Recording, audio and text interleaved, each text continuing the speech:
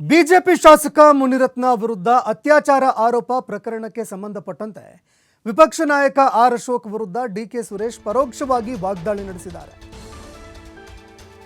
ಪ್ರಧಾನಿ ನರೇಂದ್ರ ಮೋದಿ ಅವರ ತಾಯಿ ಬಗ್ಗೆ ಮಾತನಾಡಿದ್ರು ಬಿಜೆಪಿಗರು ಸಹಿಸಿಕೊಳ್ಳಬಹುದು.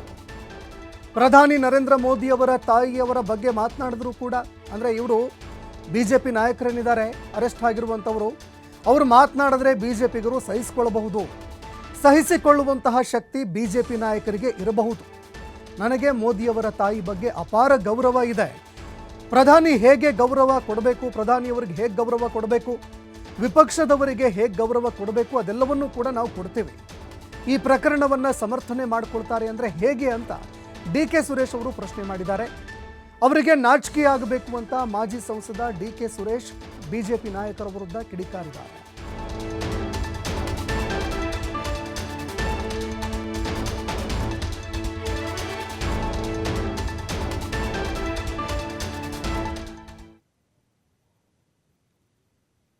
ಹೇಳಿಕೆ ಕೊಟ್ಟಿದ್ದಾರೆ.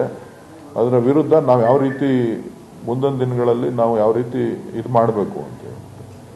ನಾಳೆ ಹಿಂಗೆ ಬಿಡ್ತು ಅಂತಂದ್ರೆ ಇನ್ನೊಬ್ರು ಮಾತಾಡ್ತಾರೆ. ಅದೇನೋ ಯಾರೋ ಡಿ ಕೆ ಶಿವಕುಮಾರ್ ಬಗ್ಗೆನೋ ಡಿ ಕೆ ಸುರೇಶ್ ಬಗ್ಗೆನೋ ಮಾತಾಡಿರುವಂಥ ಪದಗಳಲ್ಲ. ಅದು ಅವ್ರ ಕುಟುಂಬದ ಬಗ್ಗೆ ಮಾತಾಡಿರ್ತಕ್ಕಂಥದ್ದು, ತಾಯಂದಿರ ಬಗ್ಗೆ ಮಾತಾಡಿರ್ತಕ್ಕಂಥದ್ದು, ಸಹೋದರಿಯರ ಬಗ್ಗೆ ಮಾತನಾಡಿರ್ತಕ್ಕಂಥದ್ದು. ಯಾರೋ ಸಣ್ಣ ವ್ಯಕ್ತಿ ಅಲ್ಲ ಮಾತಾಡಿರೋದು, ಒಬ್ಬ ನಾಯಕರು, ಬಿಜೆಪಿ ನಾಯಕರು. ಅವ್ರಿಗೆ ಮೋದಿ ತಾಯಿನ ಮಾತಾಡಿದಾಗ ಅದನ್ನ ಸಹಿಸ್ಕೊಳ್ಳೋಕೆ ಬಿಜೆಪಿ ಅವ್ರಿಗೆ ಶಕ್ತಿ ಇರ್ಬೋದು. ಯಾರಿಗೆ? ಬಿಜೆಪಿ ಅವ್ರಿಗೆ ಅವ್ರ ಮೋದಿ ಅವ್ರ ತಾಯಿ ಬಗ್ಗೆ ಮಾತನಾಡೋದನ್ನ ಸಹಿಸ್ಕೊಂಡು ಅವ್ರು ಮಂತ್ರಿ ಮಾಡಿರ್ಬೋದು, ಅವ್ರಿಗೆ ಖುಷಿಯಿಂದ ಮಂತ್ರಿ ಮಾಡಿರ್ಬೋದು. ನಾನು ಮಾತಾಡಿಲ್ಲ. ಮೋದಿಯವ್ರ ತಾಯಿ ಬಗ್ಗೆ ನನಗೆ ಅಪಾರವಾದಂಥ ಗೌರವ ಇದೆ, ಮೋದಿಯವ್ರ ಬಗ್ಗೆ ನನಗೆ ಅಪಾರವಾದಂಥ ಗೌರವ ಇದೆ. ಆದರೆ ಟೀಕೆ ಟಿಪ್ಪಣಿಗಳನ್ನು ನಾವು ಮಾಡ್ತಾ ಇರ್ತೀವಿ ರಾಜಕೀಯವಾಗಿ.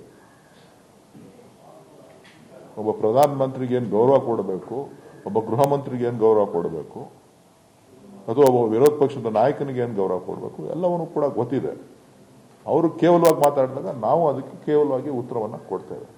ಆದರೆ ಅವರ ಕುಟುಂಬದ ಸದಸ್ಯರುಗಳ ಬಗ್ಗೆ ಹೀಯಾಳಿಸುವಂಥದ್ದು ಇದೆಯಲ್ಲ, ಇದು ಬಹುಶಃ ನನ್ನ ಜೀವನದಲ್ಲಿ ನಾನು ಬಹಳ ಚಿಕ್ಕ ವಯಸ್ಸಿನಿಂದ ಬಹಳಷ್ಟು ಜನ ಎಲ್ಲ ಜಾತಿ ಧರ್ಮದವ್ರ ಜೊತೆ ಒಡನಾಡಿಯಾಗಿ ಕೆಲಸ ಮಾಡ್ಕೊಂಡು ಬಂದಿದ್ದೀನಿ. ಇಂಥ ಪದಗಳನ್ನು ನಾನು ಕೇಳೇ ಇಲ್ಲ. ಇಂಥ ಪದಗಳನ್ನು ಅದು ಕೇಳುವಂಥದ್ದೇ ಇಲ್ಲ. ಅದನ್ನ ನೀವು ಸಮರ್ಥನೆ ಮಾಡ್ಕೋತೀವಿ ಅಂತ ಅಂದ್ರೆ ಅದಕ್ಕಿಂತ ದೌರ್ಭಾಗ್ಯ ಇನ್ನೇನಿದೆ?